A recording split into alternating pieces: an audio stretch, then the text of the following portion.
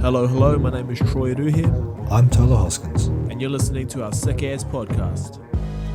So, welcome everyone. Thank you for tuning in to this very special episode here. It's our very first live guest episode, and something that we wanted to do was bring a lot more people into our podcasting world, because it was kind of just the two of us, and we only had two perspectives. So now with the Sick Ass podcast, what we try to do is try to help everyone be better somewhere in their life, right? And I always wanted to get guests on.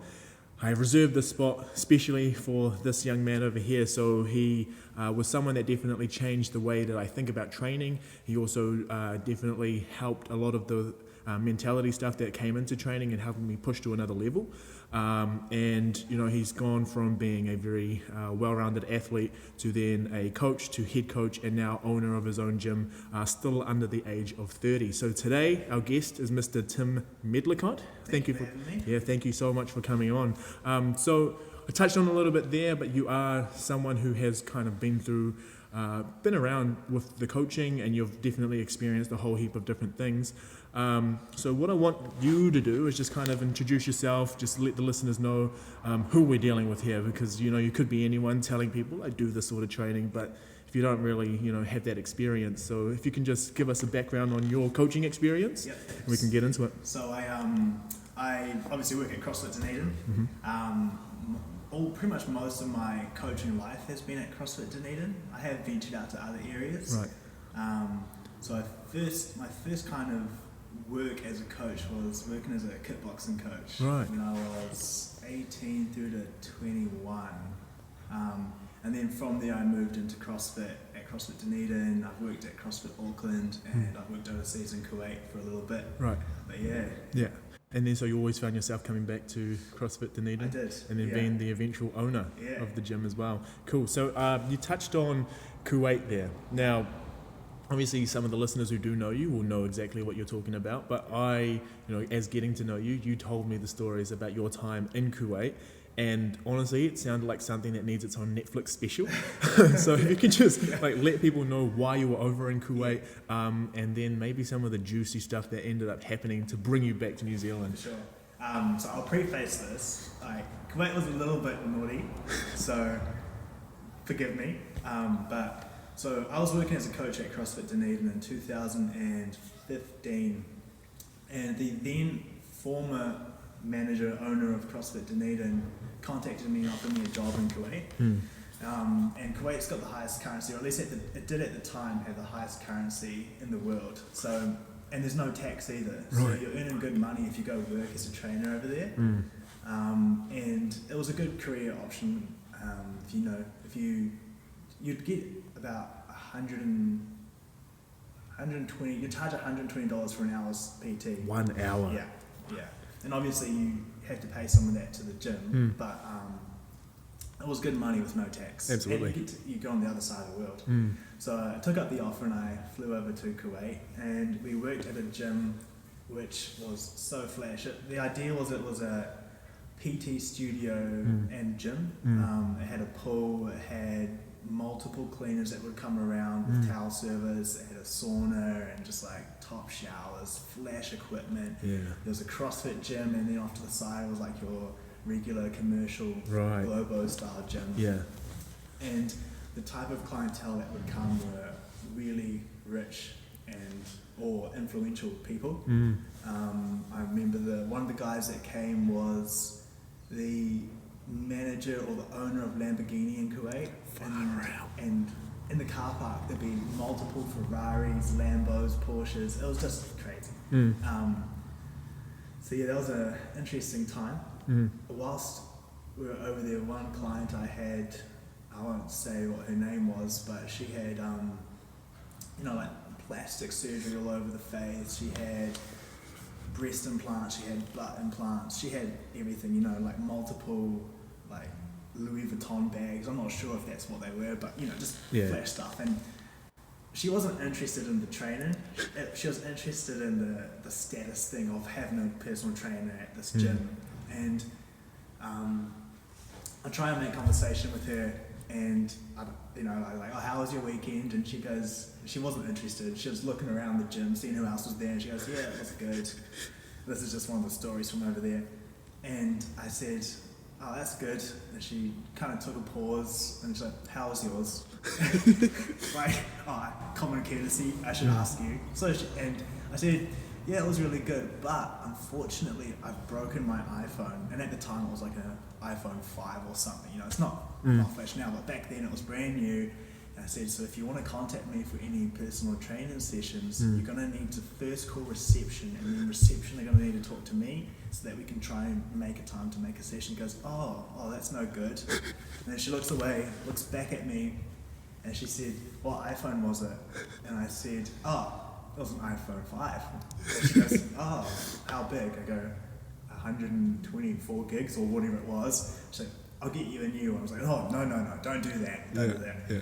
And she says, no, I will. And I thought nothing of it. I didn't actually think she'd get me it. And then a couple of days go by, she comes back in the gym for a session, and she walks past me, turns back to look at me, calls me over, and she's like, I forgot to get you a phone, but come with me. So she pulls me outside, opens up her wallet, and there's just hundreds of dollars. Gives me this big stack of cash and tells me to go get a new iPhone. It's just a different world over It's there. so crazy, yes. So in terms of the different world, I guess when you go over there, I mean, that sort of affluence is something we're not really going to come across too often working with people here. No. But I also, you were talking about the reasons for her training were kind of more of a status thing, and I'm not too sure if that was just this individual, but like, what was the typical lifestyle of the people there? Like, would you say they were more people conscious of their health and fitness, or not so much? No, I wouldn't say so. Yeah. I mean, maybe they were because they were going to a gym, but not to the same degree that New Zealanders do. Yeah. Like New Zealanders, we're a very fit country. Right. You know, but over there, it was more of an appearance thing. I thought. Yeah. Like, they may have kind of wanted to improve their health and fitness, but in the general, I wouldn't say so. And that's not, that's just based on my experience with the clientele that I came across. Yeah. There was one guy who was amazing, man. He was so dedicated and hardworking. And there were a couple to a lesser degree, but in general, the clients that I had weren't that focused on that. Cool. Now, just my favourite part of the story, though, was not only the, I guess, the armed forces that they have just in open, but then your escape. Yeah. I'm going to call it the escape, because it sounds a lot like that every time I heard the story. So if you can just blast into that. Yeah. So this is where the naughty part is. Whilst we were over there was a suicide bombing from ISIS, about 15k from where we lived. And people were killed and many were injured. And I was with my friend over there at the time, and I was like, mate, this isn't worth it, bro. Like, we could go back to New Zealand where it's safe, or we could hang out here. And I'm pretty sure at the time ISIS had threatened to make more attacks on like non-believers or expats and stuff. And so I was like, right, let's get out of here. So we booked flights to get out of the country, and I was within my working notice period, so I could quit without any forewarning and stuff. So I told them I was leaving. They wanted me to work another 2 weeks, but I was like, I'm not going to hang around for 2 weeks when there's suicide bombings going on. So we booked flights. I didn't tell my boss that I was going to leave, which is naughty, admittedly. And my friend and I, we booked a taxi van to come pick us up early from the place we worked, because usually you get a shuttle back all together from your workplace to the hotel we were staying at. So we get a taxi, and once we arrive at the hotel we're staying at, our gym's sister gym was on that property. So we had to sneak past that sister gym without getting seen, get our bags, which we'd pre-packed the night before, get back to the taxi. And once we got on the taxi, we were like you had like a regular taxi driver that you'd have their cell phone number. Yeah. And so we're like, oh, do you know where we're going? He's like, oh, we're going back home to New Zealand, but don't tell anyone else. And he's like, okay, I won't. And I remember he always smelled like really strong bubblegum. Hubba Bubba. Okay. Like his car scent was Hubba Bubba. Yeah. And so he took us to the airport, and as we were going to the airport, because of the suicide bombing, there was all these like cop stops, and you'd pull up to this cop stop. It was more like a military stop. Yeah. These guys had massive AK-47 like machine guns, Real. and he's like, I think he said you're gonna need to have like your visa and passport. So we're looking in our bags to get that out for the cop, and we thought like, oh, here we go, like we're gonna be busted sneaking out of the country. And this guy like pulls us up with his gun, looks in the window, he's like, all right, off you go. He didn't even look at us, didn't look at any of our paperwork. So we're like, holy moly. We keep driving onto the airport, and we're freaking out the whole time. So we get to the airport, and we're like just waiting to get busted by, I don't know, because the people that we were employed by were quite high up, and they had influence and stuff, so we were expecting like a cop to come get us or something. And we get to the check-in, we drop our bags off, we then go through to the security bit where you get your like passport like scanned and everything. And as we were walking towards the gates, we walk past this like security officer, and I hear him say, CrossFit? And my friend's ahead of me, and I'm like, oh, we can use this to our advantage. So I stop, turn around, and go talk to this the security officer, and I go, yeah, we do CrossFit. Do you do CrossFit? He goes, I do CrossFit too. And you're like, oh, what gym are you at? And he goes, CrossFit. I can't remember what gym it was. And we ended up chatting to this guy. And he's like, boys, where are you going? We're like, oh, we're going to go to Dubai, because you had to connect from Dubai. He's like, all right, come with me. And so he takes us like away from the big line to get through security, and he walks us through the VIP and like diplomat line. So there's no line. Yeah. We go right past security lines. We go towards the end to get out of the check-in area, and this guy on the end asked us to come forward and present our passports, but we didn't have a stamp saying we were leaving or something. I can't remember exactly what it was. And we were like, oh no, here we go, we're going to get busted again. And then we're like, oh, that guy over there, pointing to the guy who brought us through, he told us to come through. He's like, oh, gets on the microphone, calls up the guy, they exchange some words. Next thing you know, we're carried through security, sneaking out the country, and get back home, which was a crazy experience. Yeah, it's so cool, and I think that's a really cool story.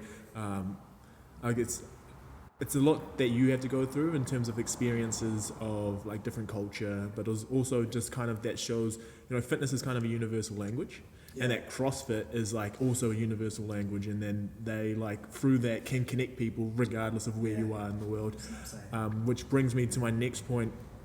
Most people who do think about CrossFit, we think we're very intense individuals, right? The types of people who are into CrossFit are into it for a reason. So most people do get into it because they see, you know, the documentaries that are on there. But most people who watch those documentaries, or they see the people on the wall, like your Matt Frasers, your Rich Fronings, and they're like, I will never ever be like that.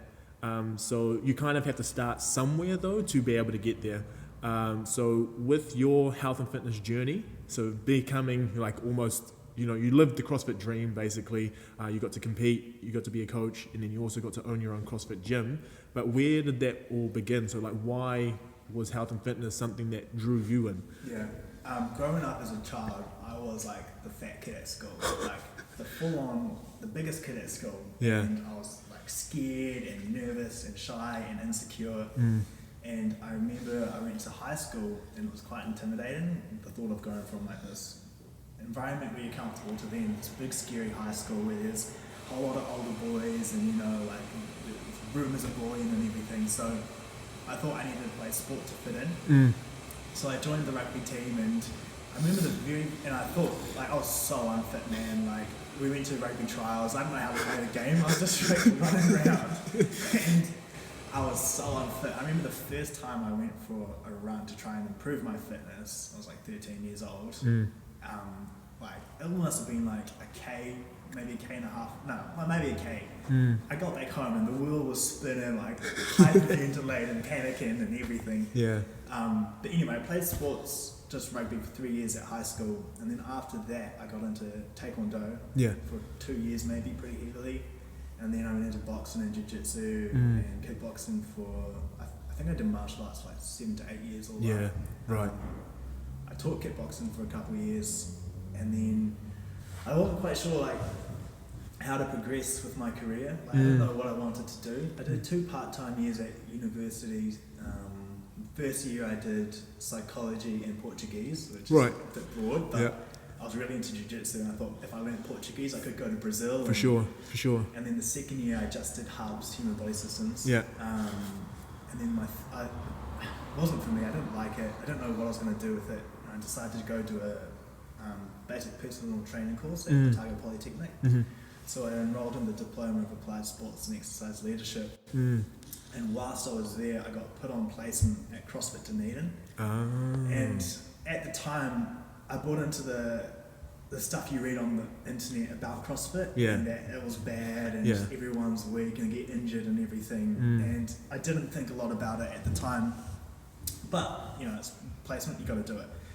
So as I'm walking into my first placement day, I remember seeing one guy was dive bombing ass to grass 170 kilo back squats. That was Alex McRobbie. Yep. Another guy was doing 100 kilo power cleans like it was nothing, ripping it off the floor. They both had shredded 6 packs. There was another guy, Michael McKighty, who's 5 times regional competitor, just an absolute weapon, doing 250 kilo deadlifts, again with shredded 6 packs. And these guys can run, they can jump, they can skip. Yeah. They're not just big balls of muscle. And I was like, oh, this isn't what I've read online. This isn't what bodybuilding.com told me about CrossFit. So I did a couple placements there, and I've been hooked ever since. For sure. And that was in 2013, and it just opened my mind to a whole new way of training and what the human body's capable of. Well, absolutely, and I totally agree with that, because when I went from playing your rugbies and then doing your bodybuilding, and then actually it was Thursday sessions. You used to go down to Unipol and do a pump sesh and just do your guns and whatnot, and then you told me about coming on and trying CrossFit, and it's definitely changed the way that I think about training now. But I think where people can get mixed up quite a bit is they think CrossFit is this one thing, where if we have a CrossFit gym here, it's going to be the same at all the different CrossFit gyms. But just touching on the types of things that you were doing in terms of your qualifications, so you have your CrossFit level 1 and your level 2, so those are mandatory, or a CrossFit level 1 is mandatory to be able to run a gym or even work in a gym, coach.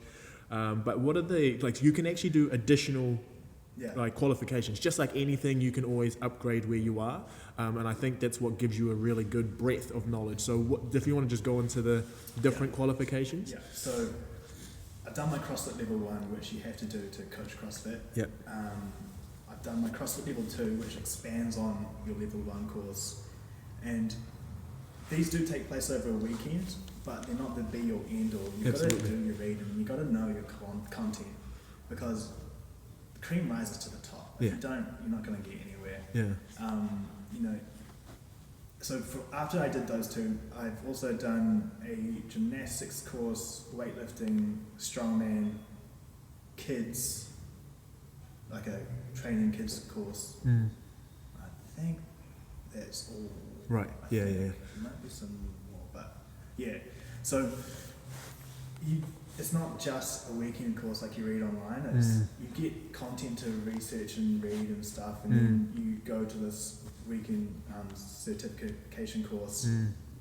You can pass or fail, but then that doesn't really learn and stops. You've got to do the contact hours, and you've got to know your material. Absolutely.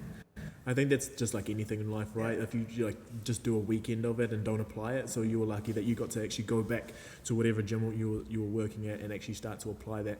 But now we'll take the coaching stuff aside for a second. You are actually a super good athlete, a very good athlete. So if you just want to pump yourself up right now, just a little bit of your accolades, I guess, in the training world, for CrossFit specifically.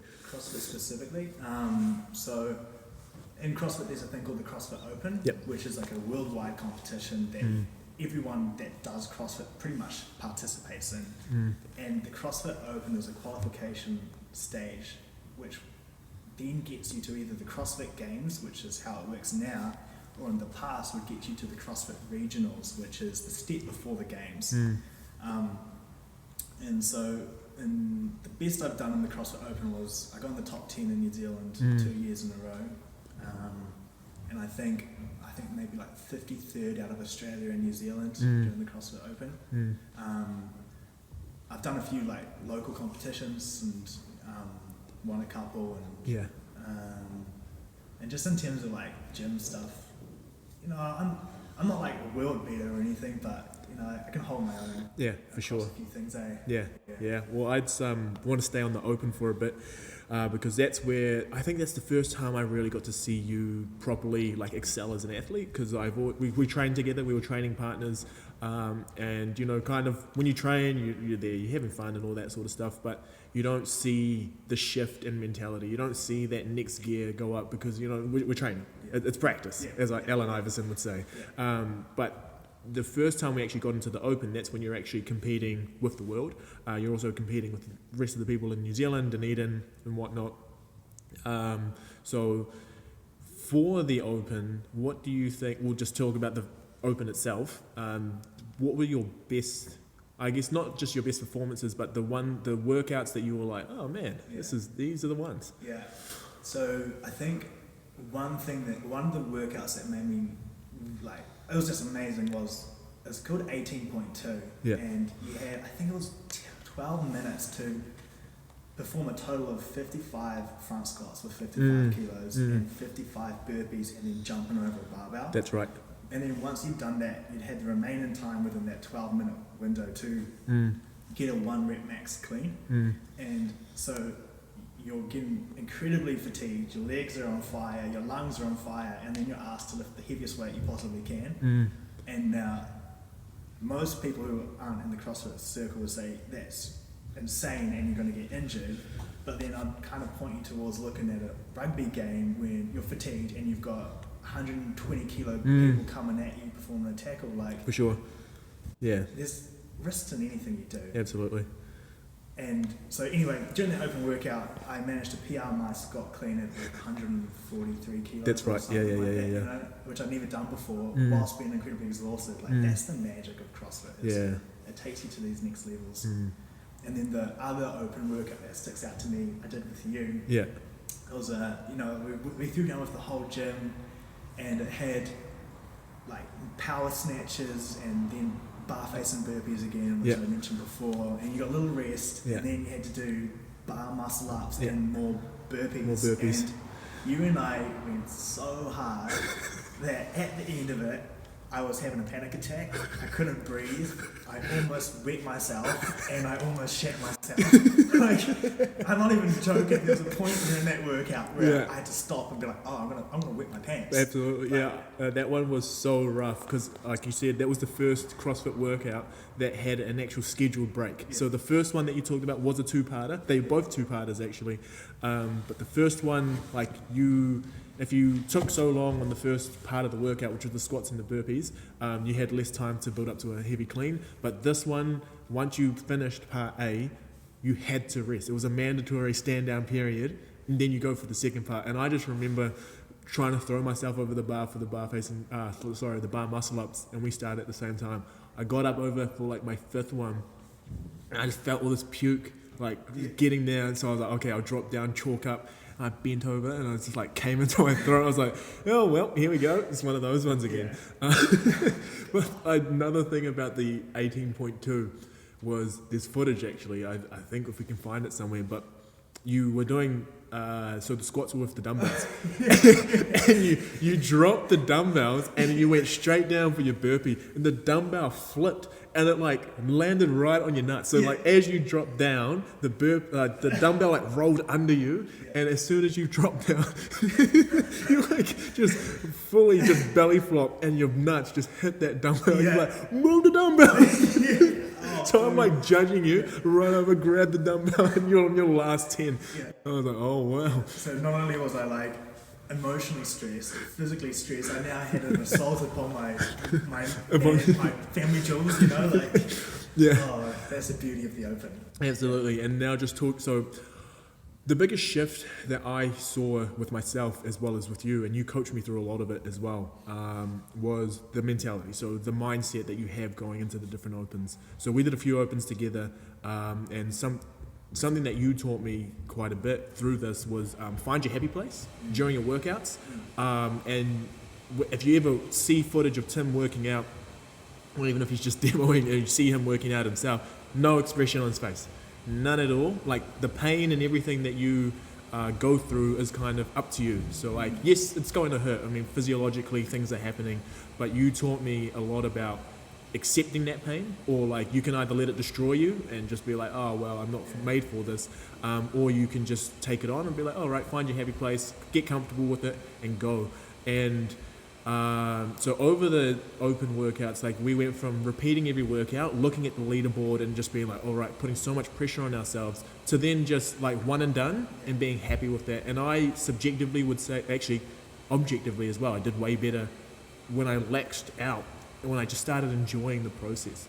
And that's something that you taught me. And did you find like a similar thing with yourself? Because you like started owning a gym, you were a head coach, you were coaching a lot of the classes as well as doing the open. Is that something you've like always tried to harness?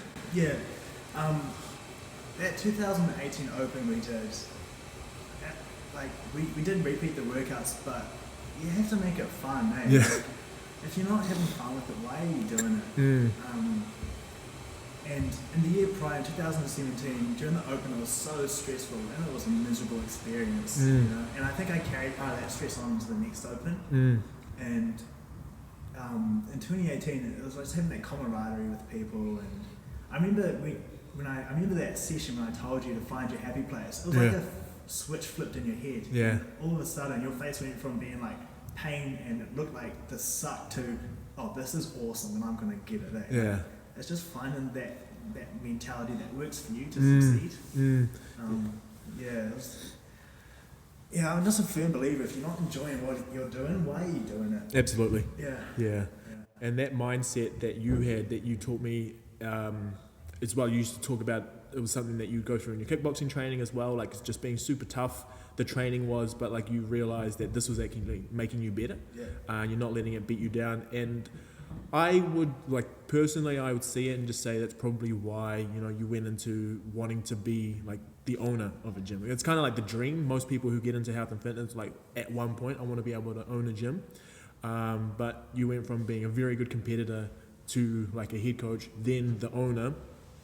Do you find like there are traits that you have that you were naturally going to end up somewhere like that? Yeah, it's a really good question, and I had to think quite hard on that one. Yeah. I think the one common thing that would bring them all together is you've got to have a goal, and you just kind of have to like relentlessly drive towards that goal. Like every action you take has got to kind of push you towards that goal, and you've got to make sacrifices, but at the same time you've also got to enjoy life. And as I was thinking about that question, I really had to think deep to try and find something that was similar with those three things: being an athlete, a coach, or a business owner. And I think the one thing I did find was that you've got to be determined and pursuant of that goal that you want. But you know, like when you're an athlete, you've got to be selfish with your time, and you've got to be ruthless. Like if people aren't going to match your schedule, they're out. Like you've got to get the work done, and you can't wait for others, right? As a coach, it's all about the members, and it's not about you and whether you can be bothered that day. That's bullshit. If you're not, get out of the business. You know, like, absolutely. You've got to be there and present. You've got to make sure you've got points of contact with all the members. You've got to give them valuable information. Whereas an athlete, it's the polar opposite. And oftentimes, gym owners don't really like employing hardcore athletes because they're selfish. You've got to be able to give for the members. Right. And then as a business owner, depending on what your goals are, it's somewhere in the middle. Like you've got to provide the service, which is caring for the members, but at the same time you've got to do self-care, because if you're not taking care of yourself, then your business isn't going to do well as well. So there is things that link them together, but they're also very different at the same time. Yeah. But it's the at the end of the day, you want to get either yourself or you want to get other people more, like moving more, right? So I guess from the owner perspective, what you touched on, which I think is, I wish more people could kind of see the utility in actually taking time for yourself. So you kind of have to be selfish in all realms. I always believe that you need to put yourself in a better position to be able to give to your members as well. But what is something that you believe as the business owner for here that your members walk out of, like taking this like CD equals this? So like, because that's a culture that you can instill because like it's your facility. So what do you really try to get the members to take away? I just like making a positive environment for people to come and exercise in or train. Like, at CrossFit Dunedin, we don't take ourselves too seriously, I think. Yeah, for sure. Like, when the going gets tough and when you're doing an open workout, for sure, you can put your heavy metal on or do whatever you got to do to get in the zone. But if it's a Monday morning at 6 a.m, like, we don't want Harry Hard out. You know? Like, what are you doing? I'd hope that the people that come here think it's a fun, positive training environment. And there's always going to be people who just don't mesh with you and, you know, you have disagreements with, and birds of a feather flock together. But overall, I think, I'd hope that people come here and have a positive training experience. You know, like, they've got a finite amount of time in the day. They're investing their money to come here. And if, you can provide the world's best training program, but if you're a miserable dickhead, you know, like they're not going to last long. It's just not fun. Absolutely. For you or them. I've always thought about that, there's like the best programs ever. And you have your people who are just so scientifically just gifted. They just understand all the energy systems and everything, but no one likes them. Like they don't know how to talk. They're just like, no, you need to do it. And if you don't do it, like the issue is the person who like can't do it, and they never really reflect on like what it is that they're doing that could be better. So just staying on that a little bit more on the training side. Now, I think CrossFit has a really bad name for a lot of people because of the low barrier to entry. So to be able to own a gym, like we were talking about earlier, you can just do a CrossFit Level 1, which is a weekend course. You don't have to have a background in anything. And then you can kind of open your own gym if you pay your affiliate fees. But that's the key word there. It's an affiliate. It's not actually a franchise where, for example, your F45s, they have headquarters who will program it. Then everyone else does that same program for the day. Whereas CrossFit is only in the title of that gym, but that gym is pretty much individual. So as long as they're upholding the, I guess the, what do you say, like the ethos of CrossFit, the programming, how you run your gym is totally on the business owner and the coaches there. So because you get to take that on, so the first point I'm making here is that not all CrossFit is the same, so you can't just hate CrossFit from your one experience in a gym from a doofus who just has no idea what they're doing. And then my second point is, if you could program for everyone, so obviously you're worrying about the gym now, but what are some things that you try to make sure you get across in your programming? So for the gym programming, I try and like, the 1 rep max lifts, when you're doing your big Instagram lifts, they're sexy and they're cool, but like they don't really develop performance or long-term health. You know, like with my programming, I try and keep a really solid base level of fitness. I like, so that kind of like that higher repetition range when working in the strength kind of percentages. So doing things like developing a base where you're going through 3 to 5 sets of 10 repetitions and developing the connective tissues and the tendons and everything, and developing a big aerobic base. I try and make sure that people are broadly fit and competent, and then if they need to, we'll start peaking them up for competitions, or if the programming calls for it, we might start actualizing the kind of accumulation. But I'm a big believer in doing accessory work, midline work, repetition, volume, frequency, and then when you've got that dialed in, bringing in the intensity. And even CrossFit talks about this, that you've got to have mechanics, consistent mechanics, and then you bring the intensity. Yeah. And like it is exactly as you said, we're affiliated, we're not franchises. You know, like McDonald's across the world are all the same burgers because they're a franchise, but CrossFit's affiliated, so you could have Johnny's Hardcore Gym, which is also home of CrossFit Johnny or whatever, I don't know, and they could have entirely different programming to CrossFit Dunedin. And if you were looking to get into CrossFit, I'd recommend that you try and look at their previous weeks and months of programming and talk to their kind of head coach and ask, do they follow a macro plan when they're programming?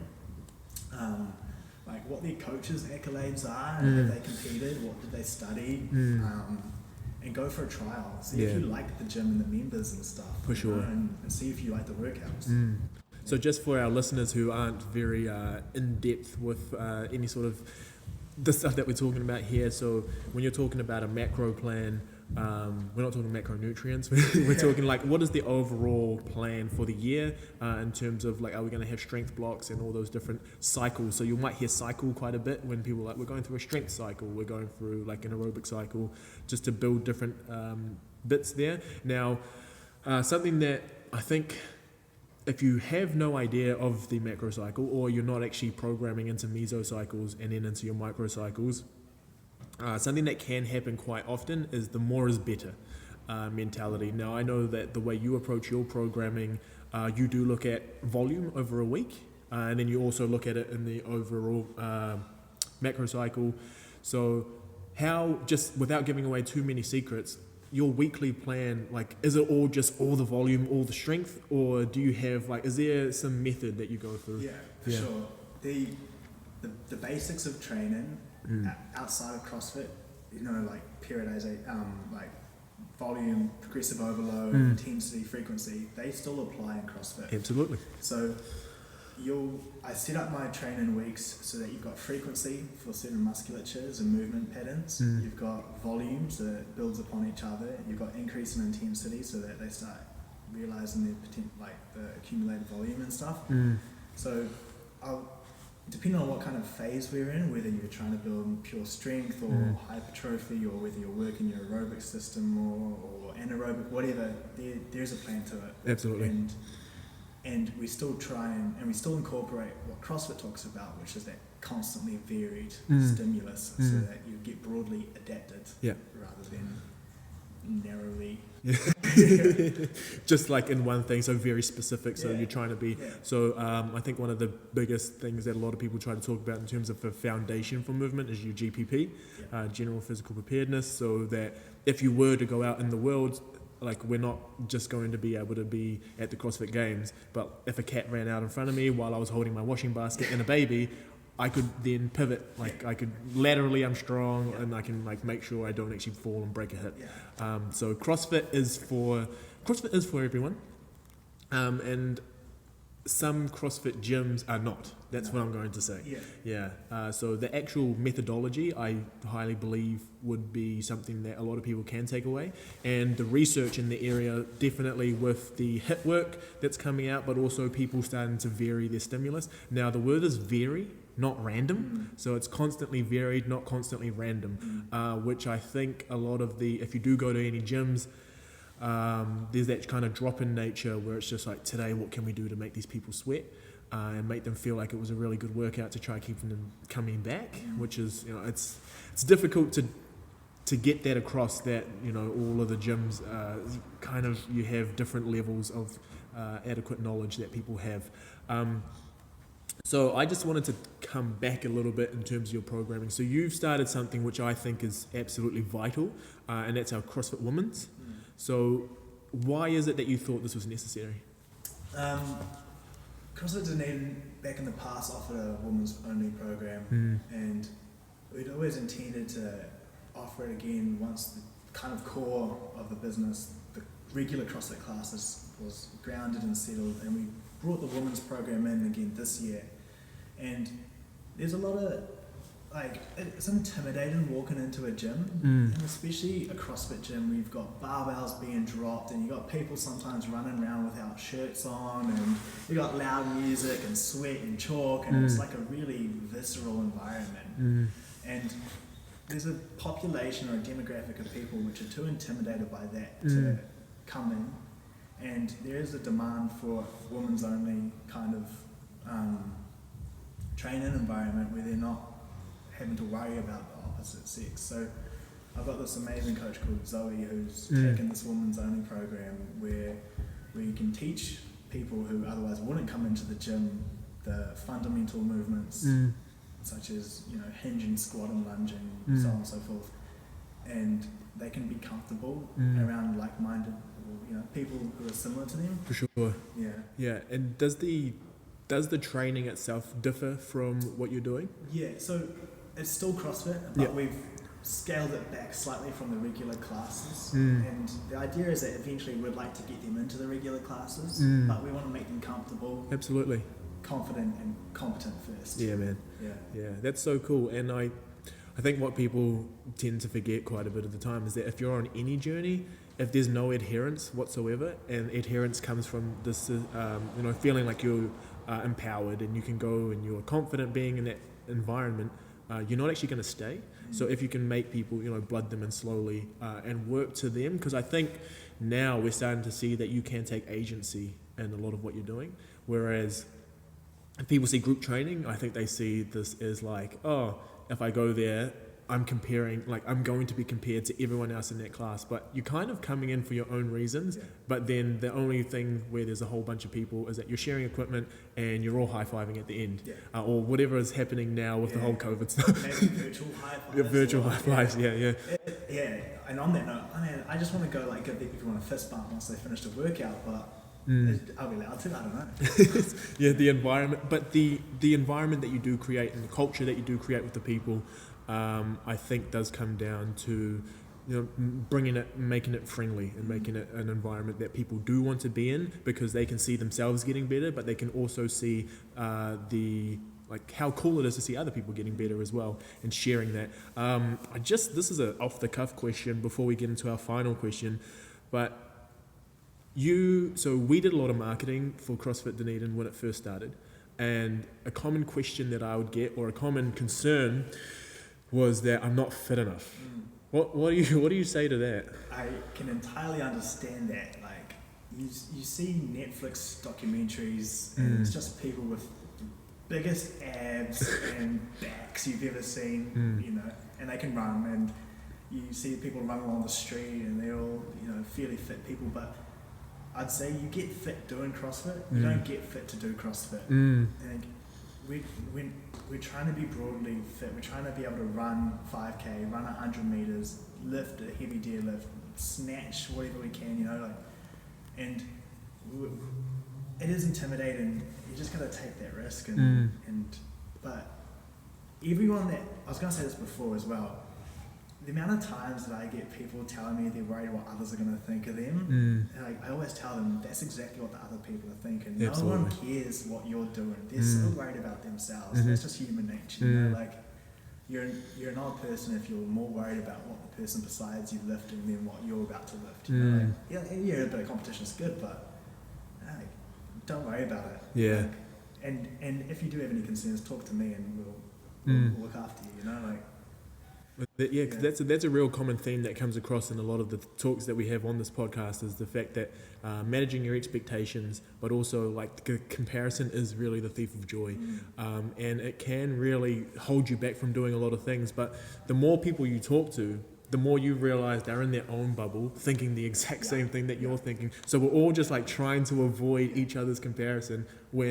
But when you do notice, you come into a group like this, and everyone is actually trying to break out of that bubble, and we're trying to be there for each other as well. So I totally agree with that. And people will cheer the loudest for the person coming last, rather than the person who wins the workout, or quotation wins the workout. They don't care if you won. Really. They're going to be there supporting and yelling and encouraging the person that's not done. How do I word this? They're going to be encouraging the person that has worked to the best of their ability, but they haven't finished as quick as the others. They don't. It's not a competition between people. You're competing against yourself. Yeah, and I think that's something that's really hard to understand, because if it's group fitness, you're all if it's a 4-time piece, you're going to see who finishes first, and you are working out next to people, and you can see where they are in relation to where you are. But I think where people will get benefit a lot is to just like come in. Yeah. I think it's one of those things with anything where like once you start in it, you start to realize like, oh man, this is like way different than what I ever thought, and you do take away different things. So like someone who just wants to be able to like feel good in the morning can get that, but someone who also wants to run like sub 7 mile can do that as well. But it's all just scalable. Okay, so as an athlete, coach, and now owner, you talked about the, I wouldn't say selfish, because you do need to do it. It's necessary. So what are your common practices that you actually do to make sure that you can bring it all, you can have everything there? I like writing lists. So every day I'll have a list on my phone notepad about what I need to do that day or that week or that month. And I like to go through and check those off. So that's one thing, is just knowing what you've got to do and having it visually there, so you don't have to have it taking that mental shelf space. So having a list. The next thing is having time for yourself, so that you know what you need to do next. Like if you're constantly working and grinding it out, you don't have. I mean, it's hard to figure out where to go to next as like a gym. Like if you're always on the decks taking classes, how do you have time to then come up with the next program that you're going to do? So outsource some help, like getting coaches to work for you. It's awesome because it instills that kind of leadership in those people. It gives a different take or a different coach for the members, and it gives you time to then sit back and do whatever you need to do. So write a list, have some time to yourself, and then one that keeps coming to me is have your morning coffee. The morning coffee. I love having my morning coffee. So just on each of them, for the list that you write, is there, so some people do get into lists as well, or like maybe they want to take away something from this and like, oh yeah, Tim writes a list, I'm going to write a list. Do we write everything on that list, or is this just like, this is your daily, and then what happens if you can't quite get to some of the different activities? Is there anything around that? Yeah, so it'll depend. Yeah. If I'm super busy, I'll plan out every minute of the day, and I'll be like, wake up this time, class this time, do this so-and-so, and it'll all be planned out. But if it's not a crazy busy time, then as long as I've got those things on that list ticked off by the end of the day, then you're good. If you can't tick it off, you need to have a reason as to why you don't tick it off, and then what you're going to do to get it ticked off. Yeah. And be adaptable, sometimes things change. Absolutely. You don't beat yourself up too much about it if it changes.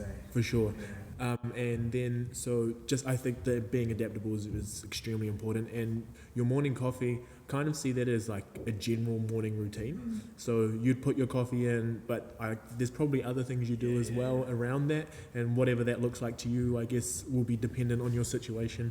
That's been awesome. Is there anything else you want to throw out there, like about yourself or about the gym in general? Give it a go. If you've been thinking about trying CrossFit and you're interested, just give it a chance. Like, I was a naysayer, and now I'm so much of a believer that I own a CrossFit gym. Like, I'll never not do CrossFit. Like, it's just completely changed the way I think about life and the way I think about training and what I think about the level of human ability. Like, it's just, and it's such a cliche word within CrossFit, but it gives you community as well. Like every CrossFit gym talks about their community, but it's true. Like there are people you come in here with, and misery loves company, right? Like you're doing this hard workout, but you've got company beside you, and you create these really tight bonds with people. Like the 6 a.m. crew at the gym, they're just awesome. They're like consistent every day. They'll come in and they've like made bonds with one another, and like during lockdown, one guy, I'll say his name, Gio, like Gio's awesome, but like he was vocal about missing his mate Paul, and that's just so awesome that they made this bond through a gym when they didn't know each other prior. Like it's cool, So, just give it a go. Yeah, and just one thing to add: the community is not a bunch of 20 to 30-year-olds. The community is from like young children all the way up to older males and females. Actually, your own grandfather was a member here at the gym as well, and he was working out. So it is scalable to a lot of people. Don't let the word CrossFit put you off, because like we keep saying through this, it is adapted to your own personal ability.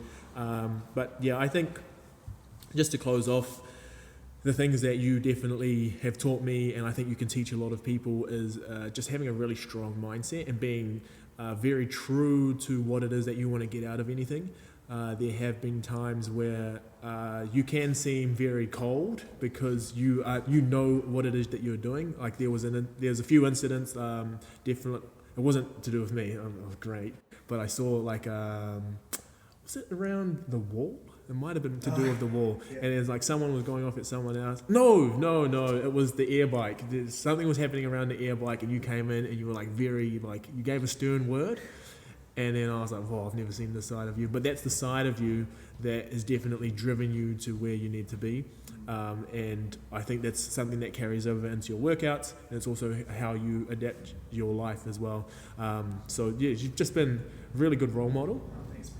So it's awesome that we've had you on as the first guest of the Sick As podcast. If people want to find you, you are... Tim Medlicott. So either get in touch with CrossFit Dunedin or CrossFit Dunedin's Instagram or website. Yeah. There we go. Yeah. Awesome. It's been an honour, man. Thank you so much. It's been so awesome, right? Man. Cheers. Yeah. Right.